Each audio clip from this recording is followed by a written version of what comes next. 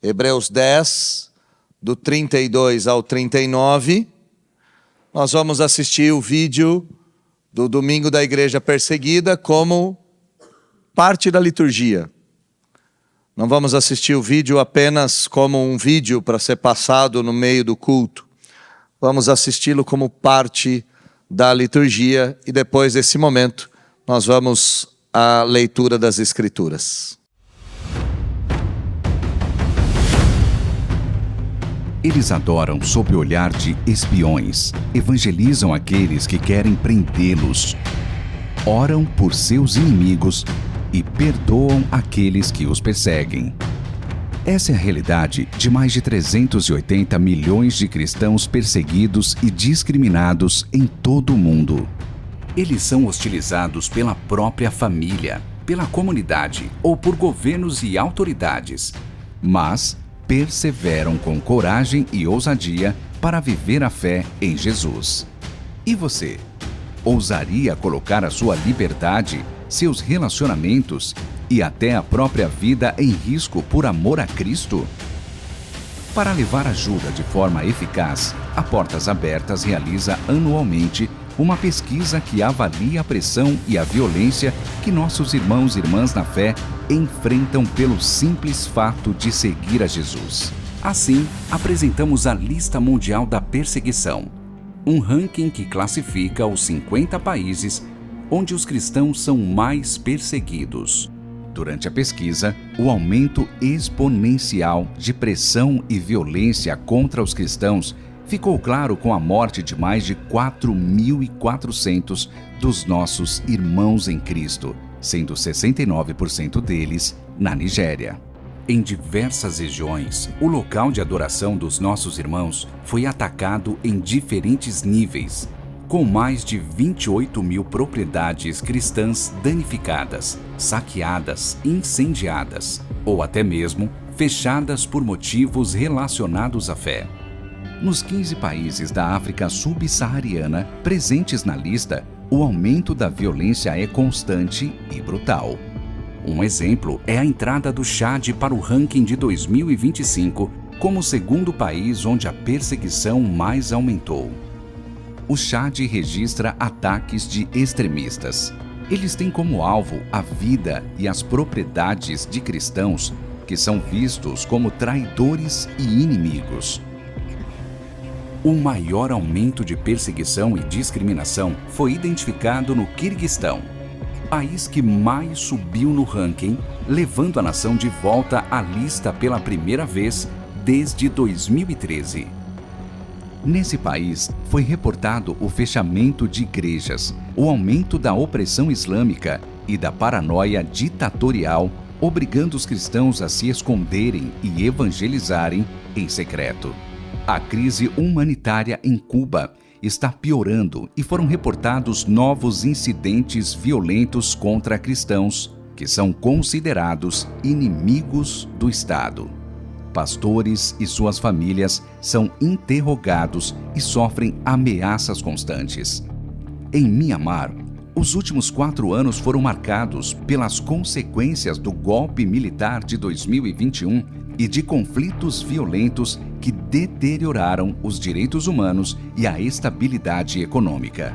Cultos e reuniões de adoração têm sido alvos de retaliação do governo. Igrejas e propriedades cristãs são atacadas pelo exército. Com medo, cristãos são forçados a fugir para acampamentos de deslocados internos ou se tornam refugiados. O Iêmen, que apresenta índice máximo de pressão há anos e enfrenta uma guerra civil desde 2014, viu a violência dobrar no último ano. Com o fortalecimento do extremismo islâmico, aqueles que decidem seguir a Jesus correm risco de vida, e as poucas igrejas domésticas no país precisam de cuidado redobrado para se reunir. No início de 2024, o governo da Coreia do Norte anunciou regulações mais rigorosas e sanções mais severas, o que aumentou o medo entre a população. Por isso, não existem atividades da igreja no país. É impossível se reunir para adorar ou orar, e até mesmo fazer isso em segredo pode ser um grande risco. Se descobertos, cristãos norte-coreanos são mortos ou enviados para campos de trabalho forçado. Todos os dias, nossos irmãos e irmãs ao redor do mundo enfrentam situações que os forçam a fugir, se esconder e desistir. Mas, pela fé, eles se tornam confiantes no Senhor e arriscam a própria vida para que o nome de Jesus seja glorificado independentemente das circunstâncias. Você também pode ir além do que jamais imaginou para fortalecer e apoiar a igreja perseguida nessa jornada de ousadia e fé. Conheça a realidade dos cristãos perseguidos e alimente a fé daqueles que ousam perder tudo por amor a Cristo.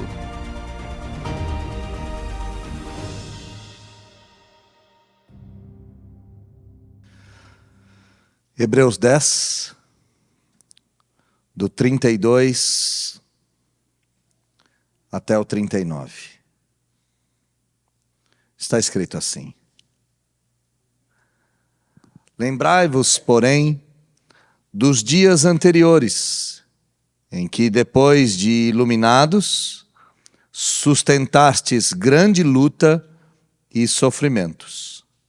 Ora, expostos como em espetáculo, tanto de opróbrio quanto de tribulações, ora, tornando-vos coparticipantes com aqueles que desse modo foram tratados. Porque não somente vos compadecestes dos encarcerados, como também aceitastes com alegria o espólio dos vossos bens, tendo ciência de possuirdes vós mesmos patrimônio superior e durável. Não abandoneis, portanto, a vossa confiança. Ela tem grande galardão.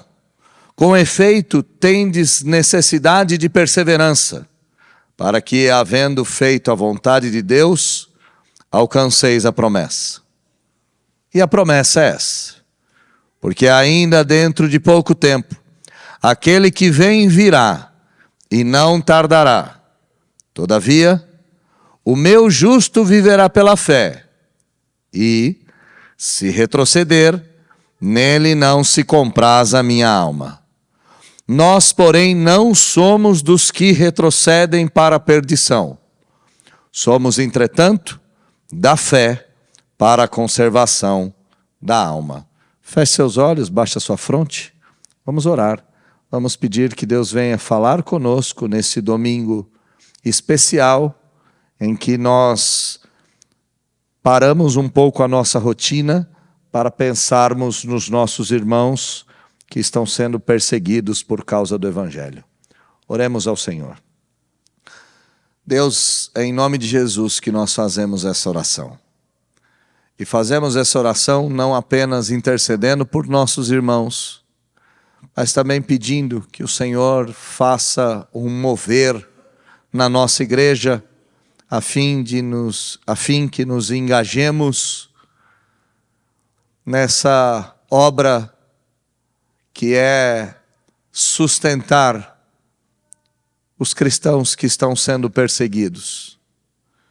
Nos ajude a entendermos que a igreja do Senhor Jesus sempre foi esta, sempre foi a igreja perseguida, e que se nós não somos perseguidos no dia de hoje, é por um motivo. E eu acredito que o motivo é que auxiliemos os cristãos perseguidos em outros lugares do mundo. Que o sermão de hoje seja um sermão de despertamento. Que o Senhor fale conosco e que eu não venha atrapalhar, em momento algum, a ação do Senhor na nossa igreja. Fale conosco, é o que nós te pedimos em nome de Jesus. Amém. A fé não é um abrigo contra as tempestades. Ela é a força para permanecer de pé no meio delas. Eu vou repetir a frase. A fé não é um abrigo contra as tempestades. É a força para permanecer de pé no meio delas. Quem disse isso foi uma irmã nossa, chamada Corrie Boom, que sobreviveu a um dos campos de concentração nazista na Segunda Guerra Mundial. Há muitas histórias, meus irmãos, que o mundo esquece. Mas nós não podemos nos enganar. O céu jamais esquecerá essas histórias. E é com essa afirmação que eu começo o meu sermão nesta manhã.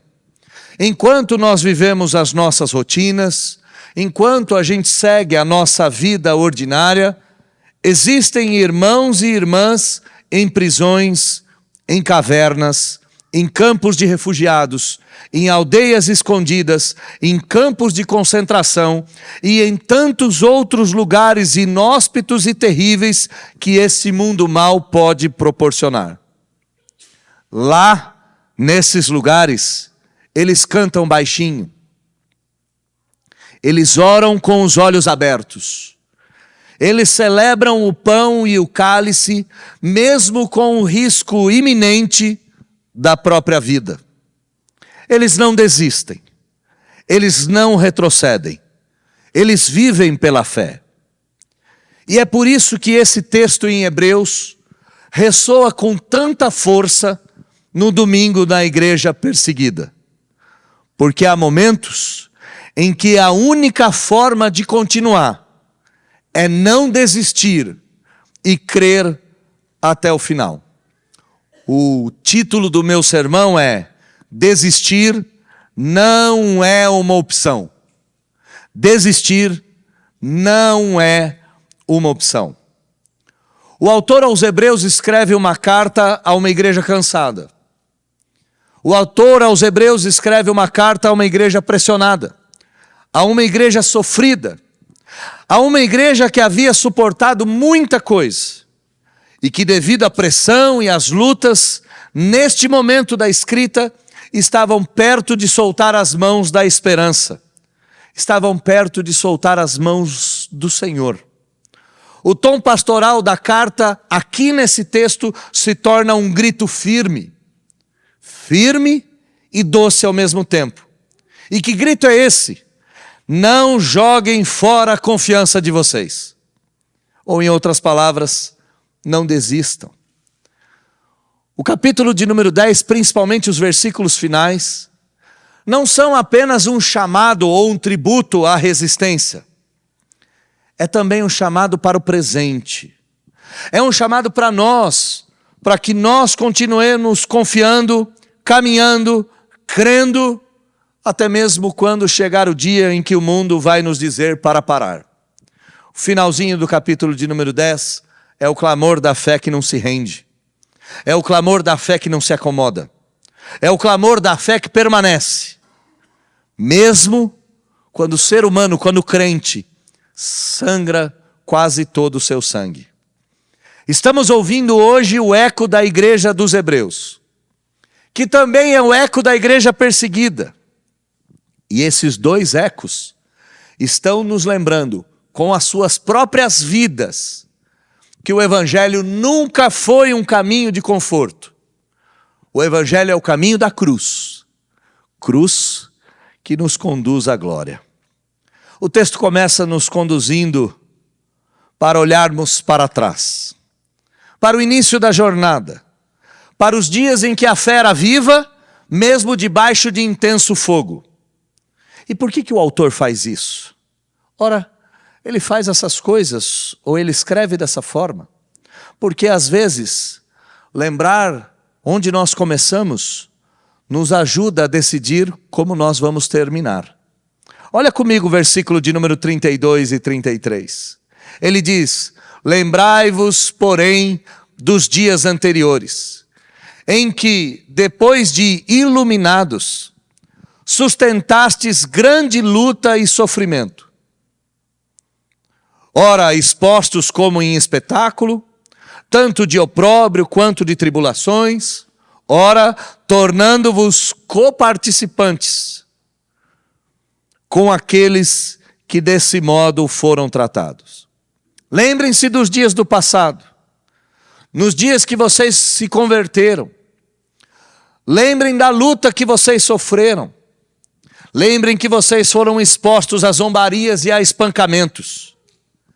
E em muitos momentos, ajudaram aqueles que estavam passando pelas mesmas coisas. O autor começa com o verbo lembrar. E lembrar aqui não é um chamado para lembrarmos de algo glorioso, mas lembrarmos do sofrimento inicial. Lembrem-se que no início da jornada vocês já sofreram. Lembrem-se que quando vocês foram iluminados, quando vocês se converteram, quando vocês saíram da escuridão para a luz, ainda assim, não houve euforia espiritual, pelo contrário. O que vocês tiveram foi luta e sofrimento. E a forma do texto grego aqui, que foi escrito no versículo de número 32 e 33, principalmente no ponto expostos como em espetáculo, é uma menção direta ao teatro, aos gladiadores, às feras. É como se o autor aos Hebreus dissessem: vocês foram expostos diante da multidão zombadora. Vocês foram colocados como alimento vivo para os animais ferozes. Perceba que o texto diz que ninguém ficou de fora. Alguns foram atacados diretamente. Outros se tornaram solidários daqueles que sofreram. Esse início remonta ao custo real do discipulado. Meus irmãos, não há neutralidade. Crer em Cristo é ser contado entre os loucos, entre os criminosos, entre os dignos de pena. Ser iluminado por Cristo é entrar em uma batalha, não em um palco de aplausos. O cristianismo, no caso da vida desses cristãos aos Hebreus, não começou com festas, começou com afronta. Eles, nossos irmãos, não foram batizados na paz, foram batizados no desprezo. Foram zombados, rejeitados, chamados de tolos, mas creram mesmo assim. E mais, eles não só creram, diz o texto que eles não se envergonharam dos que sofreram, se uniram ao sofrimento dos outros. Grave isso em seu coração. A fé verdadeira não é covarde. A esperança do crente nasce na dor. E essa dor sempre se recusa a morrer no cansaço. Eu quero trazer um texto da história da igreja para nossa meditação. Nos primeiros anos do cristianismo, e essa é uma história real, a perseguição foi muito sangrenta. E um dos exemplos mais marcantes é o bispo Policarpo de Esmirna, discípulo do apóstolo João. Policarpo viveu por 86 anos. E em meados do ano 155, ele foi preso. Foi levado à arena pública, foi levado até o teatro. E o imperador exigiu: renuncie a Cristo e ofereça sacrifício aos ídolos. A resposta de Policarpo foi extraordinária. Ele disse: 86 anos servi ao Senhor, e Ele nunca me fez nenhum mal. Como, pois, posso blasfemar o nome do rei que me salvou? Foi essa a resposta de um homem de 86 anos na arena. Então ele foi queimado, e quando as chamas não o consumiam, pois elas não o levavam, ele então foi cravado com uma espada. E só assim partiu para estar com Cristo. Na morte de Policarpo, os presentes testemunharam uma fé inabalável. Alguns chegaram até dizer: você sentiu o cheiro suave de incenso?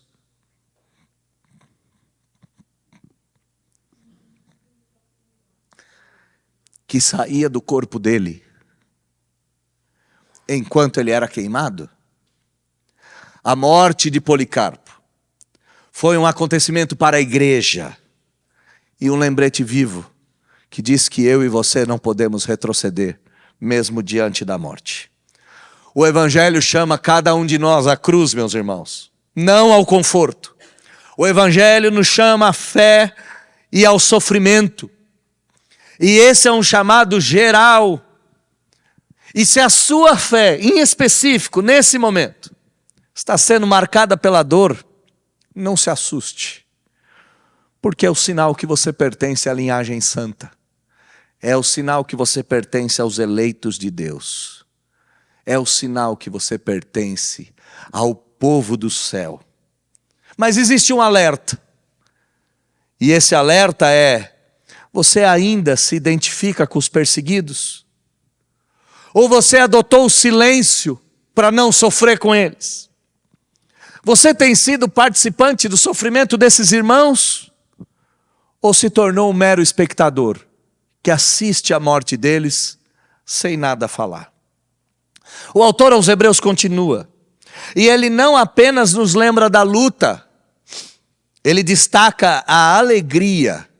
Percebam bem, é destacada a alegria com que os crentes enfrentaram a perda.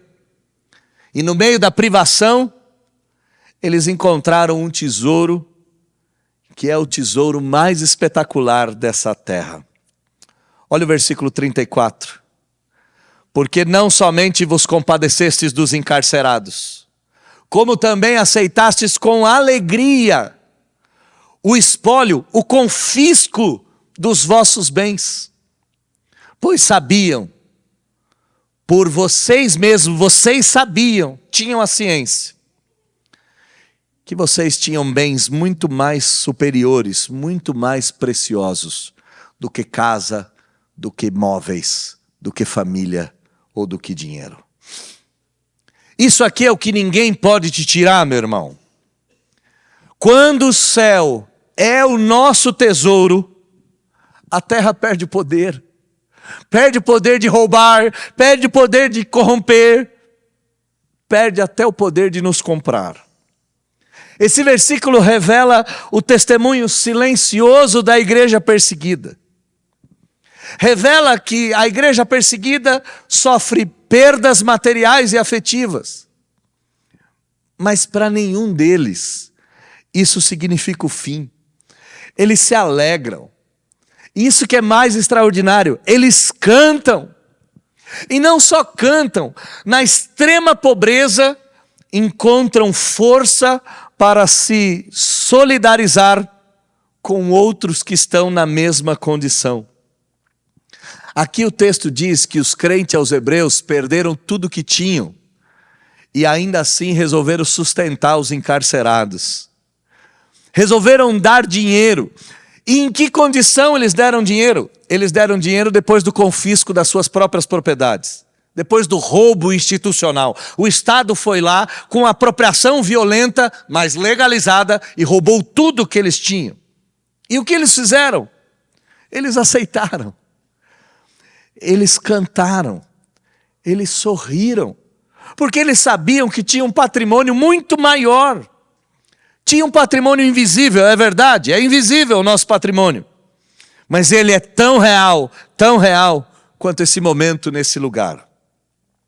Essa talvez seja uma das mais sublimes expressões de fé das Escrituras.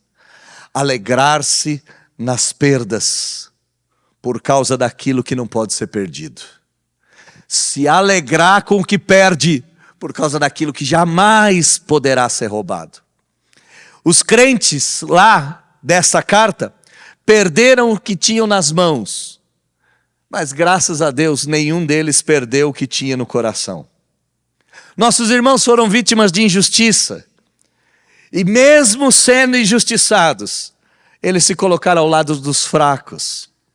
A fé deles tinha os olhos muito mais profundos do que o mercado, do que a época, do que a própria segurança. Eles sabiam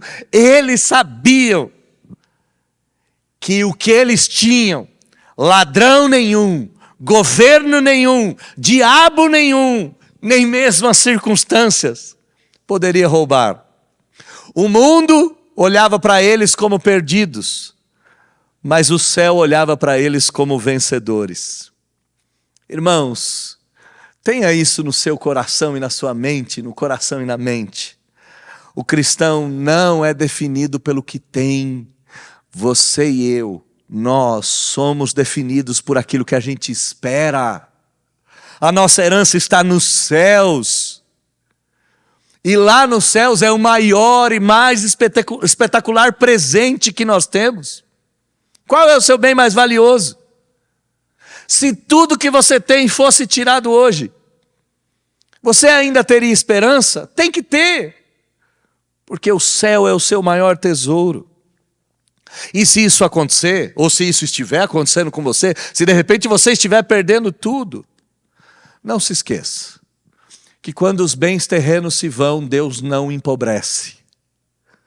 Quando toda a nossa fortuna dessa terra se for, Deus não se empobrece. Ele continua sendo a nossa verdadeira riqueza. Mas o autor aos Hebreus, a partir de agora, muda o tom. Depois de lembrar o passado, dizendo no passado vocês sofreram, ajudaram, perderam tudo, agora ele vai exortar no presente. E qual é a exortação? Não joguem fora a confiança de vocês. Porque a fé de ninguém termina com coragem. Ela termina depois da permanência. Não é uma atitude de coragem. A fé que nós temos não termina na coragem. Ela termina na persistência, na resistência, na permanência. Olha o que diz o texto. Não abandoneis, portanto, a vossa confiança. Por quê? Porque ela tem galardão. Ou em outras palavras, ela tem grande recompensa. Não joguem fora o que te sustenta.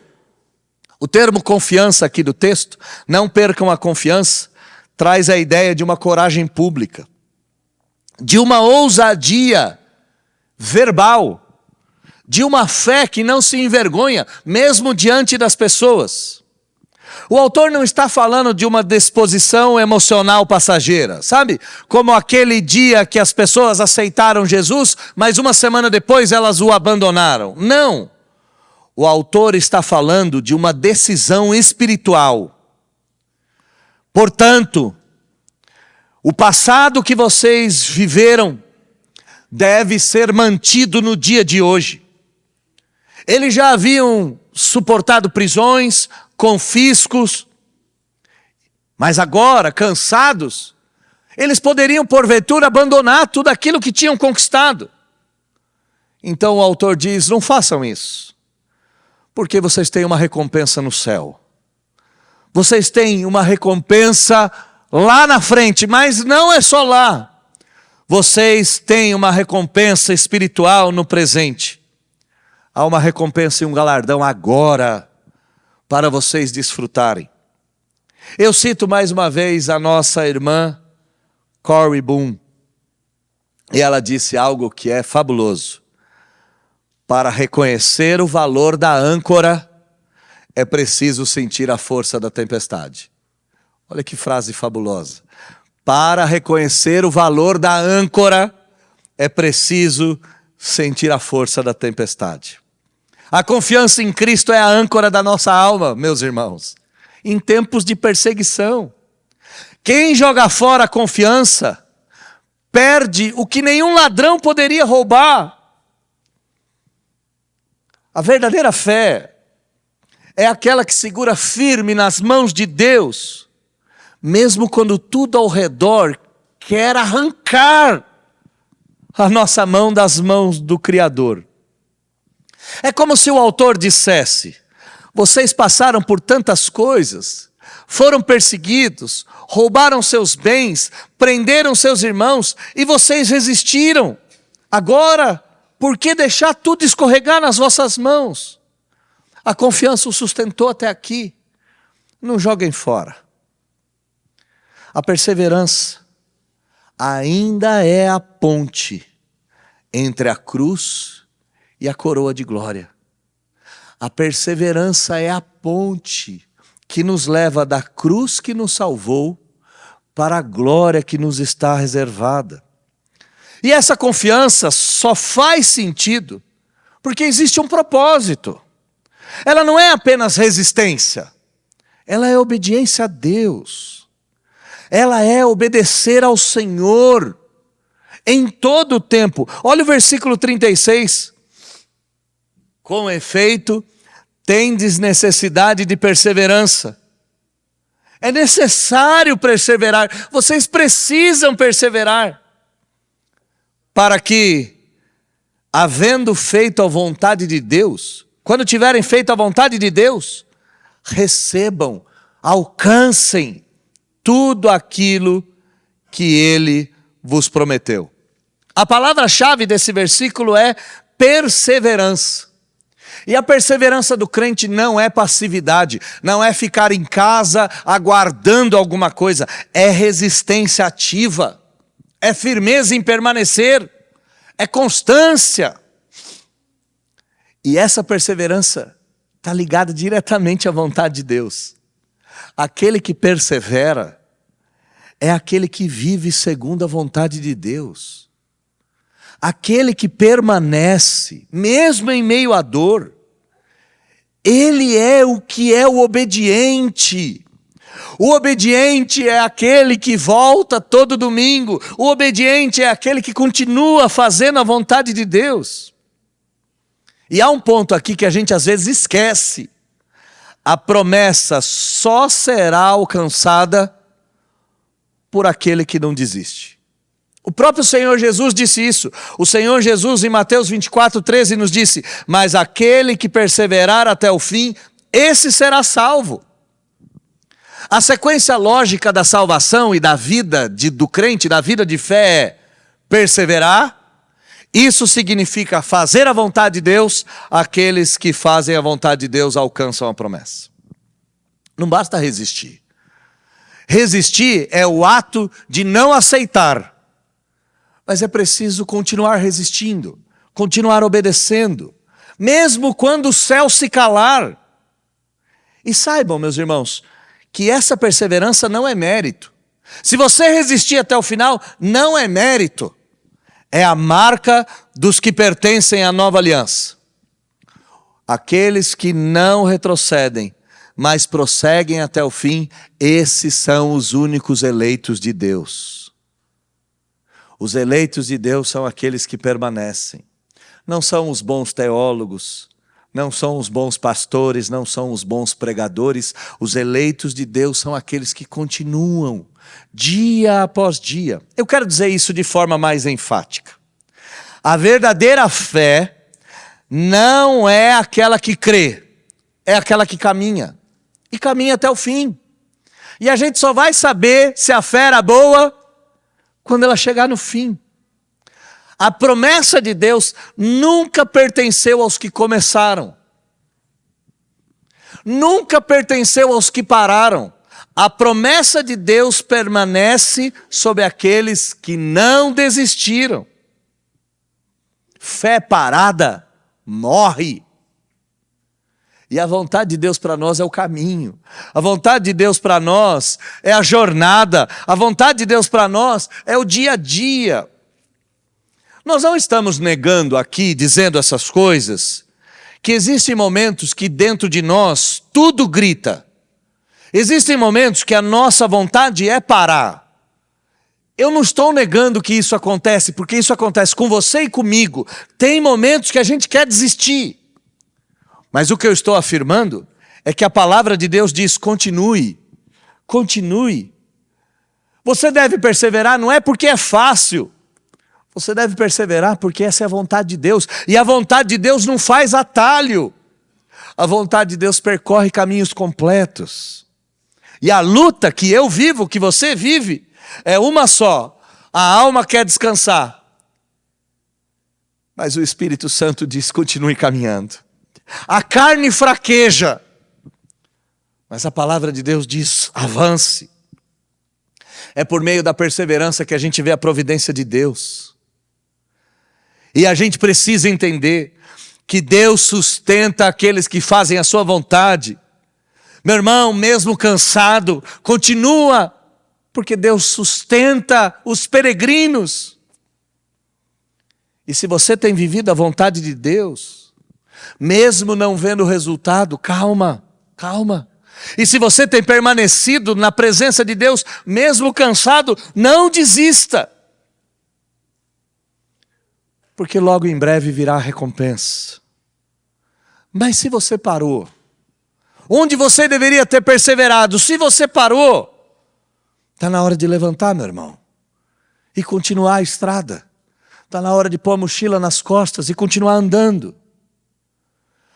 E nesse andar, ninguém está saltando no escuro. Ninguém está saltando no escuro. O autor aos Hebreus nos diz uma coisa que deve ser a evidência do porquê eu e você devemos andar. O autor diz: aquele que vem virá, e virá logo. Por isso a nossa espera, a nossa perseverança não é incerta. Tem uma data no céu que tudo vai se cumprir. Olha comigo o versículo de número 37 e o 38. Porque ainda dentro de pouco tempo, muito em breve, aquele que vem virá e não tardará. Todavia, o meu justo viverá pela fé. O autor aos Hebreus aqui vai citar o livro de Abacuque. E ele vai citar o livro de Abacuque para ele provar que a esperança do crente não é uma ideia, que a esperança do crente é a certeza da volta de Cristo. E lá em Abacuque está escrito: a visão virá. Mas se você percebeu aqui em Hebreus, ele não diz que a visão virá. Ele diz: aquele que vem virá. Olha o que o autor aos Hebreus está fazendo com a gente. Ele está trocando o evento por uma pessoa. Ele está trocando um tempo por um Cristo vivo. Ele está dizendo: o Cristo que veio, vem. Ele voltará, ele vem, é o que o autor está dizendo. Isso aqui não é uma metáfora, isso aqui não é uma figura de linguagem. Isso é a verdade que pulsa. Ele virá logo. Jesus está voltando e nós não podemos negar isso. Não é um talvez. Mas quando? A gente pode perguntar: quando vai se dar esse dia? Quando isso vai acontecer? O autor nos diz: dentro de pouco tempo. Dentro de pouco tempo. E aqui não é retórica, não é argumento tolo. Ele diz: o tempo está passando. E ontem a volta de Jesus estava mais longe do que hoje. E amanhã a volta de Jesus vai estar mais perto do que hoje. A vinda se aproxima. E a vinda se dará muito, muito em breve. Agora perceba algo. Se para os crentes aos Hebreus aqui, para esse povo do livro, para quem a carta foi destinada, o tempo era muito em breve, imagina para nós. Se o tempo para eles era muito em breve, imagina para nós. Para nós, está muito mais próximo. A vinda de Jesus é certa, e ela se dará num abrir e num piscar de olhos. E até lá, até essa vinda, o que a gente tem que fazer? O texto diz: os justos vivem pela fé. Os justos não vivem pela força, não vivem pela vista, não vivem pelo aplauso. Eles vivem pela certeza de que o mesmo que veio em Belém voltará em Vinhedo, em Jundiaí, em Indaiatuba, em Valinhos, em Campinas, onde a gente estiver. A fé, essa fé que aponta para a volta do Cristo, deve sustentar a nossa alma. E o fio de ouro da nossa vida, o fio condutor da nossa existência, o fio dourado da teologia, tanto de Paulo, quanto de Pedro, quanto de Lutero, deve ser a nossa. O justo viverá pela fé. Eu e você devemos viver por aquilo que a gente crê. Eu e você devemos viver pelo futuro. E a nossa esperança de cristãos E olha que coisa interessante. Logo mais a gente vai ter eleição de novo. A esperança cristã não está na melhora do mundo. A esperança do cristão está na volta do Rei dos Reis e do Senhor dos Senhores. É essa a nossa esperança. Viver pela fé é manter os olhos no invisível e os pés firmes no presente. Cristo vem, meu irmão. E se você entender isso, isso muda tudo. Se você entender isso, isso muda tudo. A volta de Cristo é essencial para a nossa doutrina. A volta de Cristo não é um detalhe. A volta de Cristo é o centro. E se tudo isso é verdadeiro, eu pergunto a você, como é que você tem vivido? Você tem vivido na espera da volta de Cristo? Suas decisões têm sido ordenadas por causa da volta de Cristo? Ou você está tão apressado como o mundo, que nem se dá conta que o tempo está passando? Mas o autor aos Hebreus também aponta um perigo. E que perigo é esse? O perigo é o retrocesso. O próximo trecho vai expor essa tensão entre a fé que avança e a alma que recua. E o texto é claro. Deus não se agrada da rendição. Deus não se agrada da rendição. Olha o que diz o texto, o versículo 38, a parte B dele, a parte final. Mas, se retroceder nele, naquele que retrocede, não se agrada a minha alma, diz o Senhor. O texto é um aviso que deve cortar nossa alma. Porque o texto já é um corte, o texto já é abrupto. O texto nos diz, se você se retirar, se você regredir, se você se encolher, se você desistir, se você recuar, se a pressão for tamanha e você se ocultar por vergonha, Deus não se alegra em você. O mesmo justo que vive pela fé pode ser tentado a voltar para trás. E eu e você podemos ser tentados a desistir. E se a gente for tentado a desistir, a gente tem que ter esse limite diante dos nossos olhos. Deus não se agrada de quem recua. Não se trata aqui de perda da salvação, perdão. Se trata de desonra. A ideia aqui é de um soldado que fugiu. É como alguém que cria, mas não creu mais. E esse tema é o tema central da carta aos Hebreus. Não desistam, é isso que ele está dizendo. E a gente não pode desistir, meus irmãos, porque a fé que recua deixa de refletir a glória de Cristo.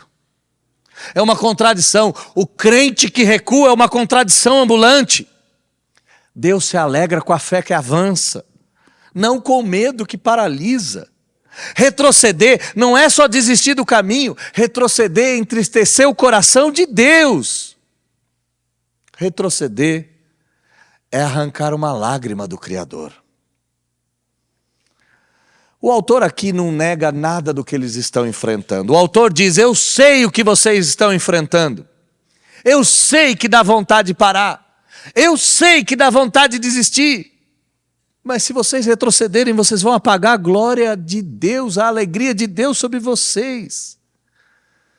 É como se ele estivesse com os olhos cheios de lágrimas, dizendo, não desistam agora.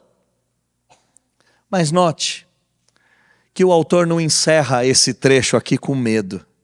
Ele encerra com uma fé convicta. A última palavra do texto não é uma ameaça. A última palavra é uma certeza. E que certeza é essa? Nós não somos daqueles que retrocedem. Olha o versículo de número 39. E a gente aqui está se aproximando do fim. Nós, porém, não somos dos que retrocedem para a destruição. Quem nós somos? Nós somos os da fé. Nós somos aqueles que serão salvos. Esse versículo é a afirmação da nossa identidade. Nós os crentes, nós não desistimos. Nós não retrocedemos. Nós não abandonamos. Nós não somos os da perdição. Nós somos o da salvação. Nós somos o povo do céu. Nós somos o povo que vai para o céu. E olha que interessante. Ele termina o versículo de número 39. E no capítulo de número 11, qual é o texto do capítulo de número 11?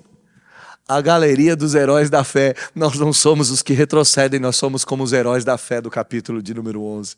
Ele termina dizendo quem nós somos. A fé que nós temos diz quem nós somos. E quem nós somos define o nosso destino. Define para onde nós vamos. O autor até poderia ter terminado o capítulo 10 com uma baita de uma ameaça, né? Mas ele termina com um cântico de confiança. Nós, meus irmãos, sofridos, perseguidos, roubados, maltratados, caluniados, nós não desistimos. O autor diz, eu conheço vocês, eu sou um de vocês. E quando ele fala nós, é como se ele segurasse a mão de cada um desses crentes e dissesse, eu e você somos o povo que não desiste. Assuma sua identidade cristã de uma vez por todas. Para de andar com medo. Para de andar com medo. Ande com a certeza de quem você é. Você é o povo da fé. Você pertence ao povo que não recua. Você pertence ao povo que não se perde. Você pertence ao povo que perde casa, mas não para de cantar. O autor termina com essa exortação, dizendo, nós não somos dos que retrocedem. E aqui ele não está descrevendo um grupo. Aqui ele está convocando um povo. É como um general no campo de batalha. Como um pastor no vale da sombra da morte com suas ovelhas. É como Jesus dizendo para os seus filhos, não desista. E nesse ponto aqui do meu sermão, eu estou a uma página do fim, nesse ponto, eu quero lembrar um discurso literário, que não tem nada a ver com o texto da Sagrada Escritura, mas é um discurso que ressoa a alma da resistência e da fé.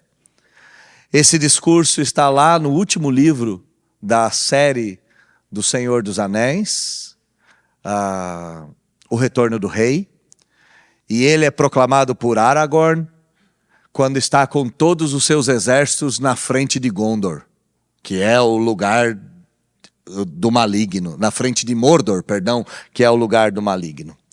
E ele no seu cavalo diz, estai firmes, filhos de Gondor, filhos de Rohan, meus irmãos. Vejo em vossos olhos o mesmo medo que me quer tomar o coração. Pode vir o dia em que a coragem dos homens falhará. Pode chegar o dia em que abandonaremos os nossos amigos. Pode chegar o dia que romperemos com todos os laços da irmandade. Mas esse dia não é hoje. Pode vir a hora em que os lobos e os escudos serão partidos. Pode vir o dia em que a era dos homens desmoronará. Mas esse não é o dia. Nesse dia que nós temos, que chama hoje, lutamos. E nós lutamos pelo quê? Por tudo que é caro sobre essa boa terra. Eu vos conjuro, ele termina o discurso dizendo, resisti, homens do oeste, resisti. E nós, povo da cruz, o que a gente faz? Nós que não somos o povo de Rohan, nós somos o povo da cruz. E o que a gente faz? Ora, meus irmãos, mesmo que roubem os nossos bens, nunca roubarão nossa esperança. Mesmo que calem os nossos púlpitos, jamais silenciarão o nosso louvor. Mesmo que fechem os nossos templos, não deterão a marcha do reino. Enquanto nós ouvimos esse sermão, nossos irmãos perseguidos do outro lado do mundo estão cantando. mesmo em prisões, mesmo em cavernas, mesmo em campos de tortura, mesmo em catacumbas, eles cantam. E sabe o que eles estão cantando? Sabe qual é a letra que eles estão cantando? Eles estão cantando para nós: nós não somos dos que retrocedem. É isso que eles estão cantando. Nós não somos aqueles que desistem. A igreja de Cristo sangra, é verdade, mas ela canta. A igreja de Cristo é ferida, é verdade, mas ela floresce. A igreja de Cristo é perseguida, mas ela permanece. E por que ela faz tudo isso? Porque o rei já venceu. Porque o nosso rei venceu. Ninguém marcha sozinho nessa terra.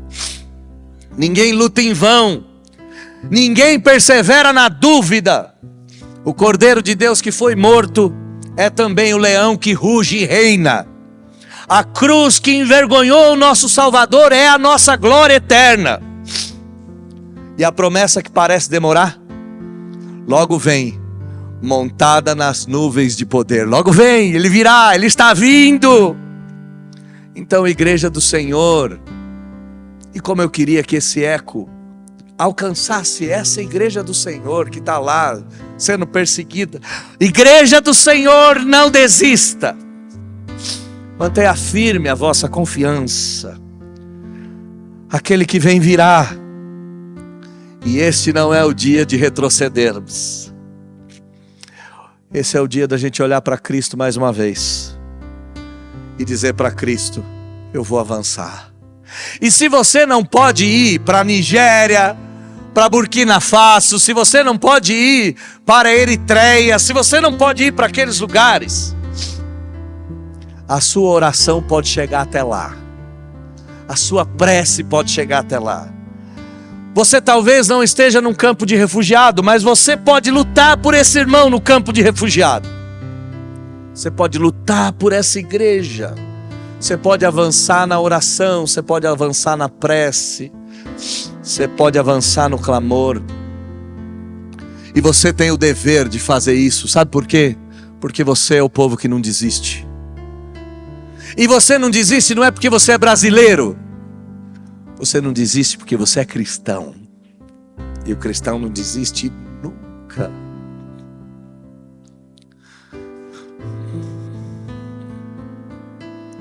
Por isso que chamam a gente de teimoso, sabe? A gente não foi chamado para desistir. O tema do meu sermão é: desistir não é uma opção. Não é uma opção para eles. Não é uma opção para mim. Não é uma opção para você. Levante-se como igreja e marche. Me lembro de Moisés falando isso para o povo diante do mar. No domingo da igreja perseguida, uma igreja que não é perseguida como a nossa aqui em Vinhedo, se une a igrejas e tantas igrejas que estão sendo perseguidas do outro lado do mundo.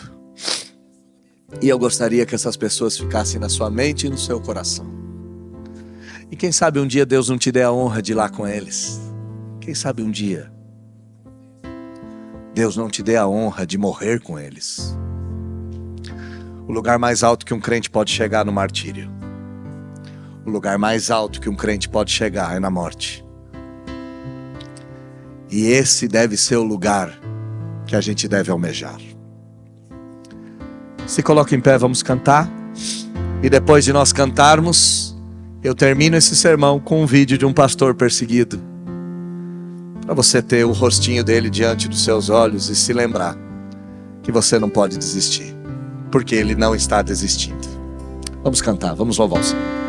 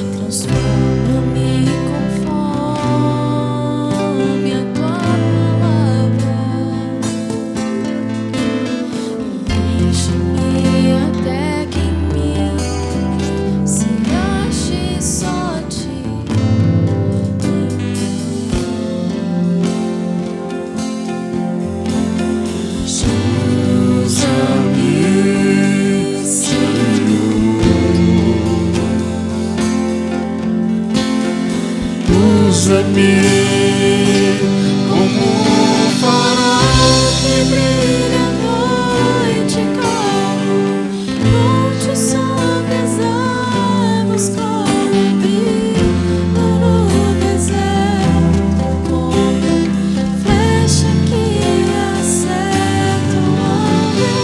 Quero ser usado da maneira hora em qualquer lugar. Eis aqui a minha vida, usa-me, Senhor, usa-me. Sonda-me, Senhor, e me conhece. Quebranta o meu coração. Transforma-me conforme a tua palavra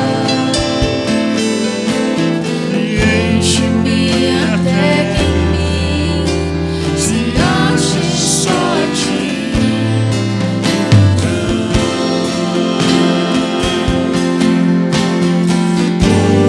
Usa-me, Senhor. Usa-me como um farol que brilha à noite, como ponte sobre as águas, como abismo no deserto, como flecha que acerta o alvo. Eu quero ser usado da maneira que te agrade, em qualquer hora e em qualquer lugar. Eis aqui a minha vida, usa-me, Senhor, usa-me. Sonda-me, quebranta-me, transforma-me, enche-me e usa-me. Sonda-me, quebranta-me, transforma-me, enche-me e usa-me. Sonda-me, quebranta-me, transforma-me, enche-me e usa-me. Sonda-me, quebranta-me, transforma-me, enche-me e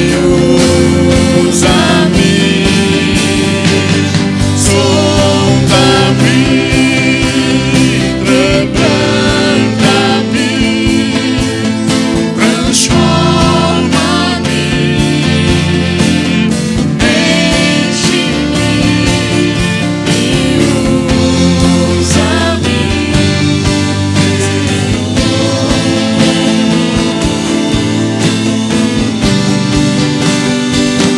Como um farol que brilha à noite, como ponte sobre as águas, como abismo no deserto, como flecha que acerta o alvo. Eu quero ser usado da maneira que te agrada, em qualquer hora e em qualquer lugar.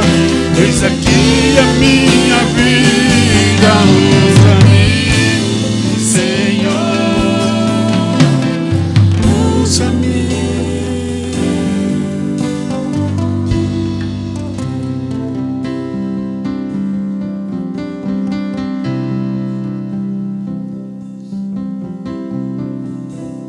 Podem se assentar. Antes de nós terminarmos, nós vamos assistir o último vídeo de um pastor, um dos nossos irmãos, que perdeu tudo, mas continua louvando o Senhor. Depois de assistirmos o vídeo, receberemos a bênção e o culto está encerrado.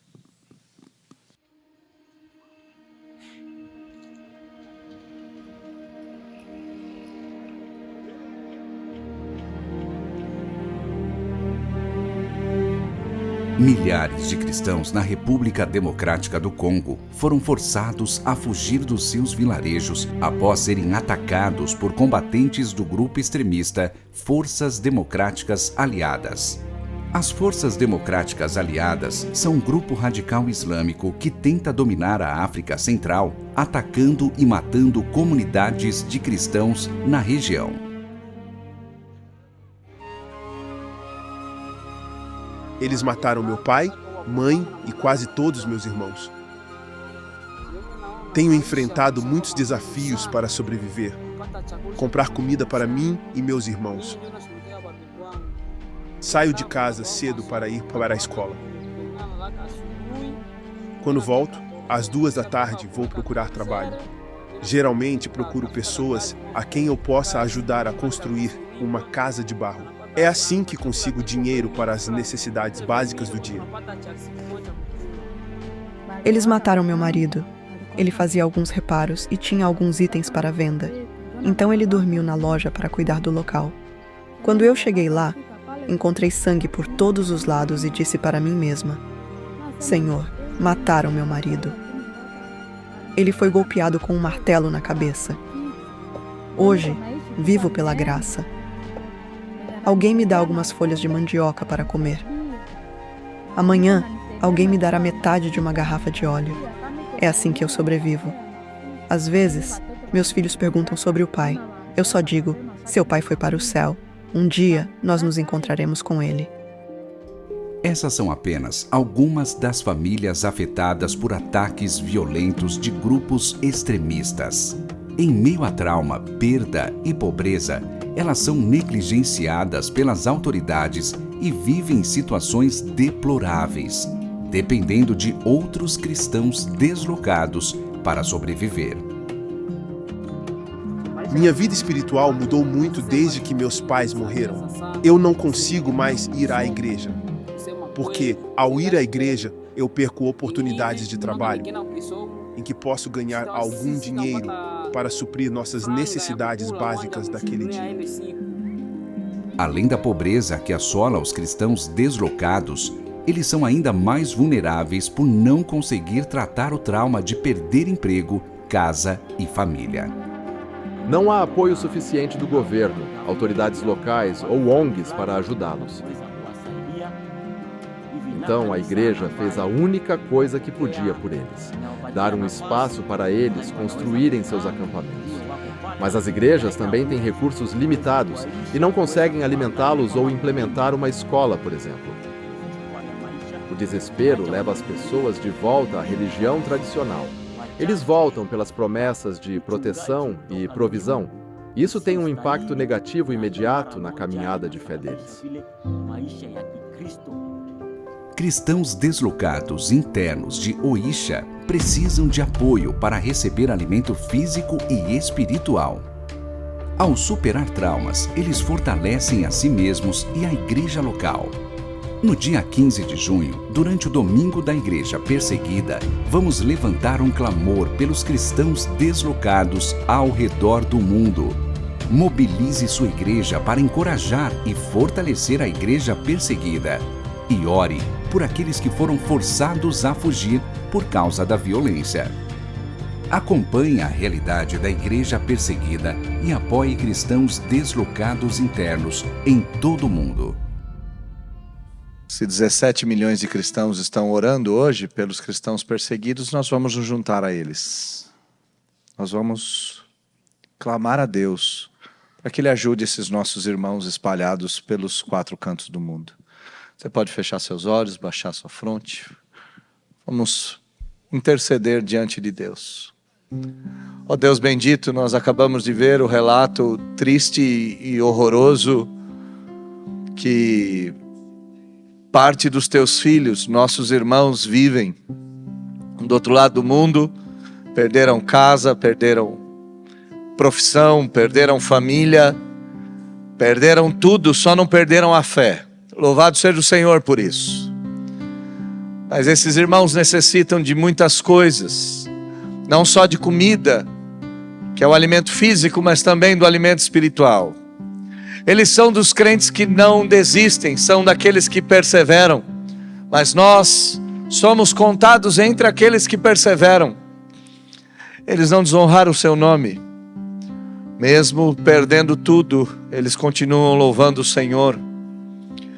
Então, Deus, nós te pedimos, tende misericórdia, Senhor, daqueles que precisam de comida, daqueles que precisam de escola, daqueles que precisam de abrigo, daqueles que precisam de proteção.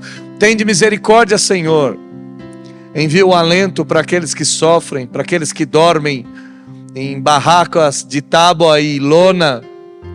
Tenha, Senhor, um olhar piedoso para as crianças que foram transformadas em órfãos, pelos adolescentes, livre-os das drogas, da prostituição, da criminalidade, Senhor, proteja-os de um novo golpe, e que o seu Espírito, que é consolador, que restaura a alma, que muda o coração, possa tirar os traumas desses nossos irmãos, possa comunicar graça e compaixão na vida deles, e que eles possam crer que amanhã haverá um futuro melhor, assim como essa mãe diz para os filhos que o Pai está no céu, que é a esperança do céu, não se apague dos olhos desses irmãos, e que a mesma esperança não se apague dos nossos olhos.